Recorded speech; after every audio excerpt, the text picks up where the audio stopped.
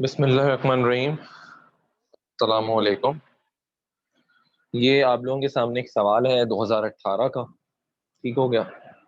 आप चाहें तो अपने पास पेपर को भी खोल लें, उसमें चीजें नोट करते रहें जो मैं करवाऊंगा।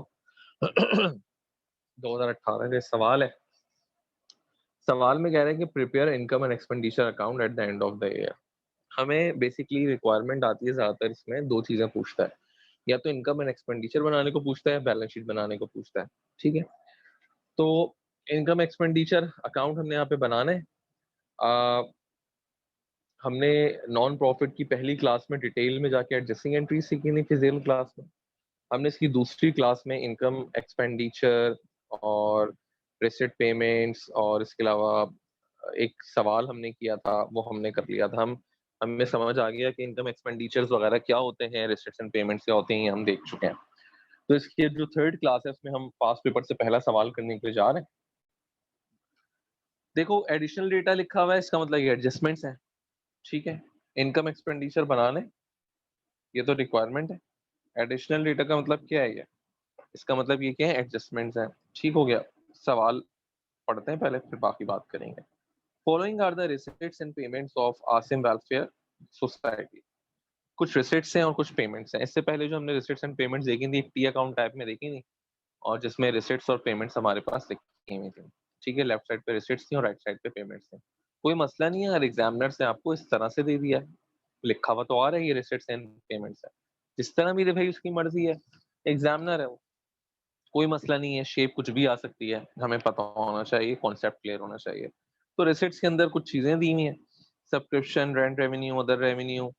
10% लॉन्ग टर्म नोट्स पेबल ₹1,00,000। इसका मतलब ये हुआ इसकी कोई लायबिलिटी है।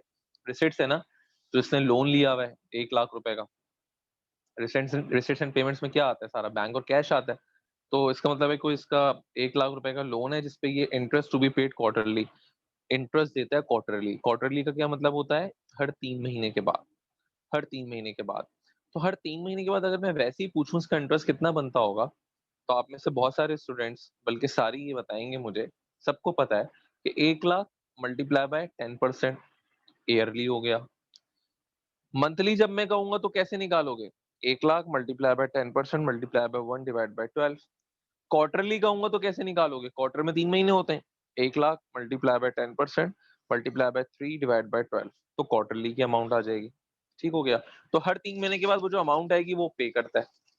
ये ऐसे ही बता रहे, कुछ ना कुछ होगा, आगे देख लेंगे। फिर नीचे पेमेंट्स वगैरह लिखी हैं। ठीक हो गया। आओ अब इसकी एडजस्टिंग एंट्रीज पे चलते हैं। सबसे पहले लिखा हुआ है एक्रूड सब्सक्रिप्शन। ठीक है। सबसे पहले लिखा हुआ है एक्रूड सब्सक्रिप्शन 10,000। एक्रूड सब्सक्रिप्शन 10,000, ऊपर जाके देखो क्या है? सब्सक्रिप्शन है 1,40,000 से। ठीक है। इसका मतलब क्या हुआ? सर इसका मतलब ये हो गया कि नीचे एक्रूड है, ऊपर इनकम है। और सब्सक्रिप्शन आप बता चुके हैं सर। आप सर कितनी दफा बताएंगे कि सब्सक्रिप्शन जो है वो रेवेन्यू है। नॉन प्रॉफिट ऑर्गेनाइजेशन में सब्सक्रिप्शन हमेशा रेवेन्यू आएगी। ठीक है। तो नीचे क्या है? नीचे दिया एक्रूड। जब नीचे एक्रूड है, ऊपर इनकम है, तो इसका मतलब एंट्री क्या बनती है? Receivable debit, payable credit. Accrued subscription debit, subscription receivable debit, subscription income credit, subscription revenue credit, या सब्सक्रिप्शन फी क्रेडिट। ठीक है। यहाँ पर सब्सक्रिप्शन लिखा है तो खाली सब्सक्रिप्शन भी क्रेडिट कर सकते हो या सब्सक्रिप्शन फी भी कर सकते हो। ठीक है। तो पहली एंट्री क्या बनेगी खवातीन हज़रात इसके अंदर? पहली एंट्री मैंने नीचे बनाई हुई है, नंबर 1 पे चेक कर लो। ये रही, सब्सक्रिप्शन रिसीवेबल डेबिट, सब्सक्रिप्शन फी क्रेडिट 10,000 रुपए से। ठीक है। क्लियर होगी बात? और एंट्री नंबर 2 चेक करते हैं। एंट्री नंबर 2 में कह रहा है, देखो ये कह रहा है रेंट अर्नड 5,000। नीचे अर्नड है, ऊपर जाके चेक करो क्या है। ऊपर जाके देखा तो ये रहा सर 20,000 से। Rent revenue 20,000। दोनों की नेचर सेम है, अलग अलग है? सर ऊपर रेवेन्यू है, नीचे अर्नड है, कैसी बातें कर रहे हैं? साफ नजर आ रहा है कि नेचर अलग अलग है। ऊपर इनकम है, नीचे लायबिलिटी है। सर जब नेचर अलग अलग होती है तो अमाउंट कहाँ से आती है? सर जब नेचर अलग अलग होती है तो अमाउंट भी एडजस्टमेंट से आती है, एंट्री भी एडजस्टमेंट से बनेगी। तो इसका मतलब 5,000 रुपए की अमाउंट आ गई एडजस्टमेंट से, और एंट्री भी एडजस्टमेंट से बनेगी। इसका मतलब अनएंड रेंट से बनेगी। ठीक है। अनएंड रेंट बाय डिफॉल्ट क्या होता है? क्रेडिट होता है। देख लो, अन रेंट को हमने क्रेडिट कर दिया, जवाब में रेंट रेवेन्यू को हमने डेबिट कर दिया। क्लियर होगी बात? आगे चलते हैं। नंबर 3 में लिखा है स्टेशनरी यूज्ड, यानी कि स्टेशनरी का मतलब क्या है? सप्लाईज हैं आपकी, ठीक हो गया। यहाँ पर वो स्टेशनरी का वर्ड दे रहा है तो स्टेशनरी ले लेंगे, लेकिन कभी भी सप्लाईज के लिए प्रीपेड का वर्ड नहीं आता। अगर सप्लाईज है तो सिंपल एसेट है, उसके लिए हम प्रीपेड नहीं रखते, ठीक है। बात हम डिस्कस कर चुके हैं, मैं सिर्फ रिमाइंड करा रहा था। स्टेशनरी यूज कितना है? 4000 है, यानी कि एक्सपेंस दिया हुआ है 4000 से। ऊपर जाके देखो तो क्या है सर? ऊपर जाके देखते हैं तो स्टेशनरी खाली लिखा हुआ है 5000 से। इसका मतलब ऊपर एसेट है, नीचे एक्सपेंस है। नेचर अलग अलग है, सेम है, नेचर अलग अलग है। जब नेचर अलग अलग है तो अमाउंट भी एडजस्टमेंट से और एंट्री भी एडजस्टमेंट है। तो 5000 रुपए से देखो,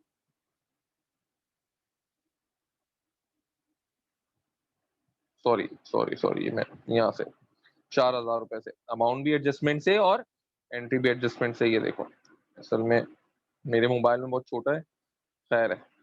ये देखें, स्टेशनरी कितने की है? 4000 की, तो अमाउंट भी एडजस्टमेंट से आ गई। भाई नेचर अलग अलग है ना, जब नेचर अलग अलग है तो अमाउंट कहाँ से आती है? एडजस्टमेंट से आती है। तो एडजस्टमेंट में 4000 की अमाउंट है, आ गई।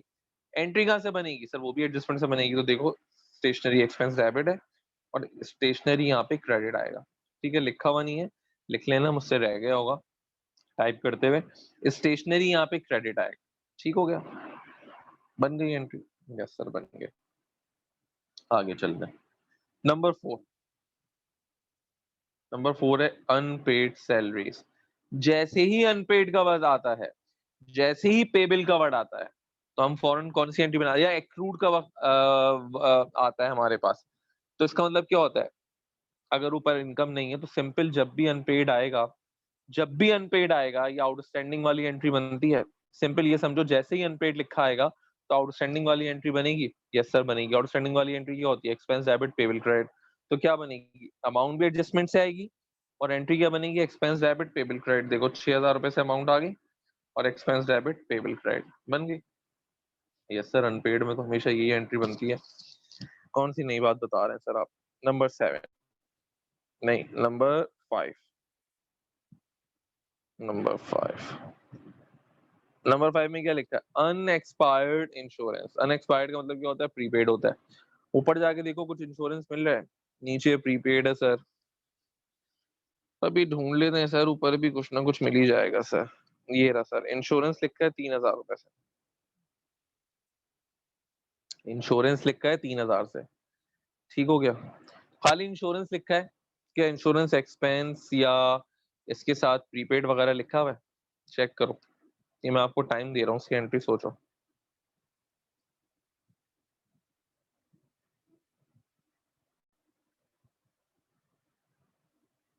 शाबाश, सोचो सोचो सोचो, टाइम दे रहा हूँ मैं आपको। नीचे अनएक्सपायर्ड लिखा है, ऊपर इंश्योरेंस है। क्या नेचर सेम है या नेचर अलग अलग है? ये सोचिएगा जरा और फिर मुझे बताइएगा कि नेचर अलग अलग है या नेचर सेम है। सर ऊपर इंश्योरेंस लिखा है ना, खाली एक्सपेंस तो नहीं लिखा ना। यानी पेमेंट इंश्योरेंस के लिए हो सकता है ये भी एडवांस हो, डेफिनेटली, क्योंकि सर एक्सपेंस कवर्ड नहीं है तो इसका मतलब अज्यूम क्या करेंगे? ये भी एसेट है, प्रीपेड है, ठीक है। तो ऊपर भी प्रीपेड है और नीचे भी प्रीपेड है। जब दोनों की नेचर सेम है तो अमाउंट कहाँ से आती है sir? Trial balance to be change, insurance expense हो जाएगा। तो देख लो, यहाँ पे इंश्योरेंस एक्सपेंस हो गया और क्रेडिट में क्या आएगा? प्रीपेड इंश्योरेंस, ठीक हो गया। और अमाउंट क्या आएगी सर? जब नेचर सेम होती है तो अमाउंट डिफरेंस से आती है। तो 3000 में से 1000 रुपए गए तो कितने बचे? 2000 रुपए। तो 2000 रुपए से ये रही अमाउंट, ठीक है। आगे 2000 रुपए से अमाउंट, ये देखो, ये आ गई 2000 रुपए से अमाउंट, ठीक हो गया। आगे चलते हैं। 6, last quarter interest on note is accrued. कहता है कि इंटरेस्ट जो है ना, अभी हमने डिस्कस किया था कि हमने लोन लिया हुआ है, इस पे हमने इंटरेस्ट पे करना है। कहता है ये एक्रू हो गया है। एक्रू में कौन सी एंट्री बनती है? Expense debit payable credit. Confirm यही एंट्री बनती है? यस सर, यही बनती है। तो सबसे पहले तो एंट्री बनाते हैं, ये देखो, इसमें बनी भी नहीं है सर, आप बना लीजिएगा। एंट्री नंबर 6 एक में मिस है, आप बना लें। मैं आपको बता देता हूँ क्या एंट्री थी। अपने पास बना लो, रजिस्टर में करते रहना, इसका स्क्रीनशॉट लोगे तो पेपर में काम हो जाएगा तुम लोगों का। इसको नोट करते रहो साथ साथ, ठीक है। बाज दफा कुछ चीजें मिस हो जाती हैं, तो लिहाजा ये क्या लिखा है, इंटरेस्ट एक्रू, तो इसकी एंट्री क्या बनेगी, एक्सपेंस डेबिट और पेबिल क्रेडिट, यानी कि interest expense debit interest payable credit, ये बनेगी। यस सर बनेगी, ठीक हो गया। Interest expense debit interest payable credit, याद रखना ये एंट्री बनाई है, इसमें नहीं है, यहाँ पर एक एंट्री बनेगी, ठीक है। अच्छा एक्रूड है, अब अमाउंट चाहिए हमें, ऊपर कितना है 1 लाख, कह रहा है कि क्वार्टरली पेड किया जाता है, तो 1 lakh multiply by 10,000 multiply by 3 divide by 12, इसका मतलब क्वार्टरली जो है वो एक्रू है। इसका मतलब 10,000 मल्टीप्लाई बाय 10%, 10% कितना हो गया, 10,000 का 10% कितना हो गया, 1 लाख का 10,000 कितना हो गया, अमाउंट कितनी है 1 लाख है ना, ये रही।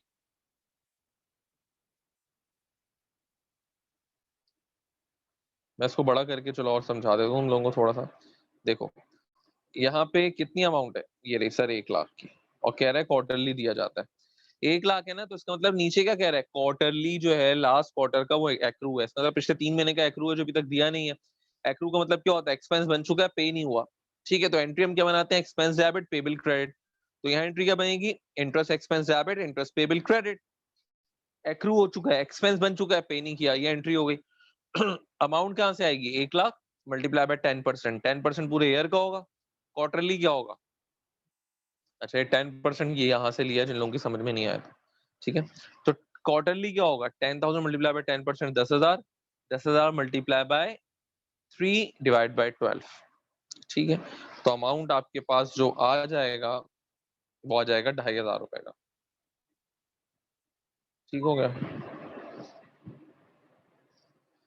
तो आप एंट्री बना लीजिएगा 2,500 के अमाउंट के साथ, ठीक है। याद रखना ये एंट्री हमने बनाई है, क्योंकि अभी जब हम जाएंगे इनकम एक्सपेंडिचर में लेके तो भूल जाओगे ये एंट्री कहाँ से आ गई, ये एंट्री हमने बनाई है, ठीक है। फिर उसके बाद आते हैं last entry number 7, depreciation expense for the period, बड़ी आसान एंट्री होती है।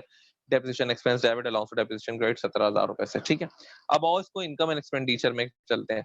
इनकम एंड एक्सपेंडिचर में जब हम चलते हैं, सबसे पहले हम एक एक चीज यहाँ से लेके चलते हैं। सब्सक्रिप्शन कितनी है, 1,40,000, चेक करो नीचे कोई सब्सक्रिप्शन है, यस सर ये है 10,000, तो इन दोनों को ऐड करके कहाँ लेके जाएंगे, इनकम में, देखो लेकर आ गए 1,50,000 से, क्लियर हो गया। फिर नंबर 2 पे देखो लिखा है रेंट रेवेन्यू 20,000, ऊपर इनकम है 20,000 से, चेक करो नीचे कोई रेंट रेवेन्यू की एंट्री है, यस सर ये रहा 5,000 से डेबिट हो रहा है, ठीक हो गया। तो ऊपर जो 20,000 है और नीचे डेबिट है, तो डिफरेंस आएगा, ये देख लो 20,000 और 5,000 का डिफरेंस आया, 15,000 रुपए आ गया, ठीक है। फिर देखो अदर रेवेन्यू 10,000, नीचे कोई अदर रेवेन्यू की एंट्री है, नहीं सर नहीं है, तो डायरेक्ट अदर रेवेन्यू कहाँ चला गया, यहाँ पे चला गया 10,000 रुपए से, ठीक है। ये साइड हमारी लिखते रहे हम। अब आगे चलते हैं, आगे लिखा हुआ है, एक एक चीज उठा के हम खुद ही चलते रहते हैं। आगे हम चलते हैं तो लिखा हुआ है 10% लॉन्ग टर्म पे बिल, लायबिलिटी लेके जाऊंगा इनकम एक्सपेंडिचर में। सर कैसी बातें कर रहे हैं, खाली इनकम और एक्सपेंस जाता है ना, नाम से जाहिर है लायबिलिटी क्यों जाएगी, खाली रेवेन्यू और एक्सपेंस जाता है, ठीक है सर। अच्छा खैर, इस पे इंटरेस्ट तो हमने निकाला था ना अभी अभी, yes sir interest expense debit interest expense debit interest payable credit 2,500 से, तो इंटरेस्ट एक्सपेंस को तो लेके जाऊंगी, यस सर बिल्कुल 2,500 रुपए निकाला था, लेके जाए, लेकिन चेक कर लें ऊपर कोई इंटरेस्ट एक्सपेंस तो नहीं है, ओके। ऊपर मैंने चेक किया, मुझे कुछ नहीं मिला, पेमेंट में जब मैं आता हूँ रिसिट्स में नहीं मिला, ये रहा यहाँ पर है पेमेंट्स में 5,000 रुपए से, ठीक है। तो 5,000 ये और 2,500 जो नीचे एंट्री में, तो दोनों ऐड होके चले जाएंगे, यस सर चले जाएंगे, ये रहे 7,500 रुपए से, ठीक हो गया, गुड। आगे चलो, ऊपर वाली लाइन कंप्लीट हो गई है रिसिट्स की, अब पेमेंट्स से, पेमेंट्स में लिख के है सैलरीज 50,000 रुपए से, ठीक है। सैलरीज कितना है 50,000 रुपए से, इसका मतलब ऊपर सैलरीज ऊपर लिखा है वो एक्सपेंस ही है हमारा, तो ऊपर जो सैलरीज हमारा लिखा है 50,000 रुपए से वो, और नीचे चेक करो सैलरीज की कोई एंट्री है, यस सर ये रही। अच्छा ये कैसे पता चल रहा है कि ऊपर सैलरीज एक्सपेंस 50 आ रही है, सर पेमेंट में पे किए 50,000 रुपए, ठीक है। तो सैलरीज है हमारी 50,000 रुपए, ठीक है। अच्छा ये सैलरीज एक्सपेंस लिख लेना ऊपर, एक वर्ड इसमें नहीं है लेकिन सैलरीज एक्सपेंस है। सैलरीज हमेशा जब भी ऊपर गिवन है वो एक्सपेंस होगी, ऊपर लिख लो पेंसिल से ये एक्सपेंस है। खैर, ऊपर सैलरीज एक्सपेंस है कितने से, 50,000 रुपए से सैलरीज एक्सपेंस की एंट्री हमारे पास 6,000 रुपए से। ठीक हो गया, तो 50 और 6 कितने हो गए, 56, ये आ गई 56 से सैलरीज एक्सपेंस। ठीक हो गया। सैलरीज के बाद देखो स्टेशनरी है, ऊपर स्टेशनरी है 5,000 रुपए से। जब भी अकेले गिवन होता है वो एसेट होता है, सप्लाईज जैसे अकेले लिखते हैं क्या होते हैं, वो एसेट होती हैं। तो 5,000 रुपए से ये दी हुई है, एसेट तो कभी नहीं जाती, लेकिन देख लो इसको छोड़ दो, सप्लाईज को छोड़ दो, क्योंकि अब इसकी एंट्री हम नीचे देख लेंगे, जो जो रह गई हम एक साथ लेके जाएंगे। जब एसेट नहीं जाता तो इसको छोड़ दिया। फिर ऊपर हम आते हैं, इक्विपमेंट परचेज लिखा है, इक्विपमेंट भी एसेट है, ये भी नहीं जाता, इसको भी छोड़ दिया। इंश्योरेंस ऊपर लिखा है 3,000, ये भी एसेट है, ये भी नहीं जाएगा, इसको भी छोड़ दिया।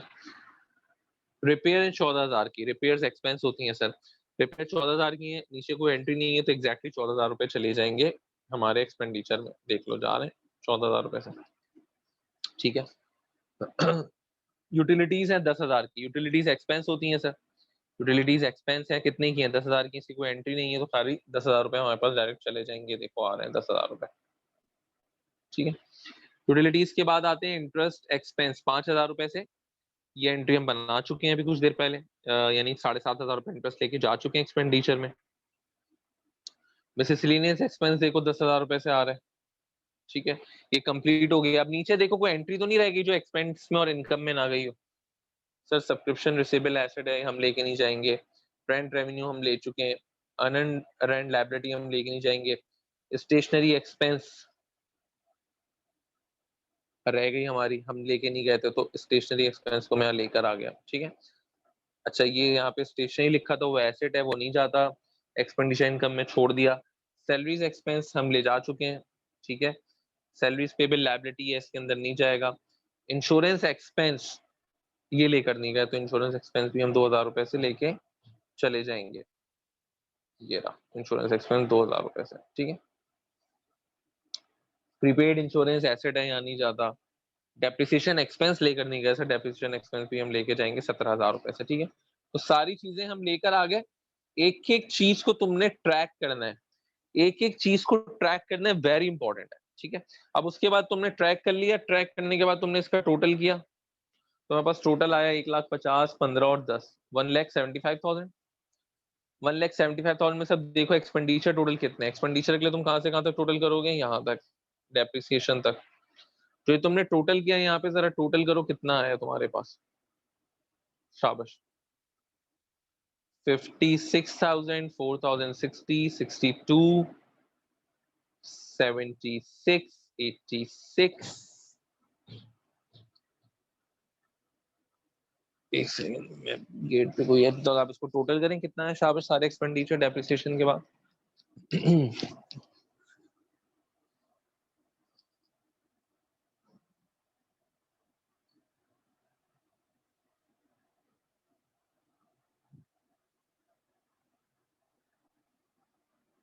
हाँ भाई हो गया टोटल,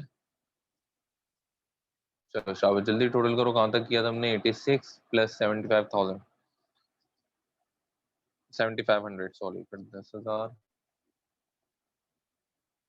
फिर 17,000। चलो मेरे पास आ गए 1,20,500, जबकि हमारे पास इनकम कितनी है, 1,75,000। जब मैंने इसको माइनस किया 1,75,000 में से इसको, तो मेरे पास है 54,500। इसका मतलब एक्सपेंस कम है, इनकम ज्यादा है। 54,500 से जब इनकम ज्यादा है तो हमारा सरप्लस होता है, इसको हम एक्सपेंस की साइड लिखते हैं। देखो 54,500 मैंने लिखा हुआ है, सर सरप्लस लिखा है मेरा, बैलेंस हो गया। ये सवाल आप लोग करें, इस सवाल को करने के बाद मैं कुछ और होमवर्क दे रहा हूँ आपको, वो आप करेंगे और उनके आंसर्स भी शेयर कर दूंगा, और उसको करने के बाद देख लीजिएगा, गलत आंसर तो मुझसे पूछ लीजिएगा।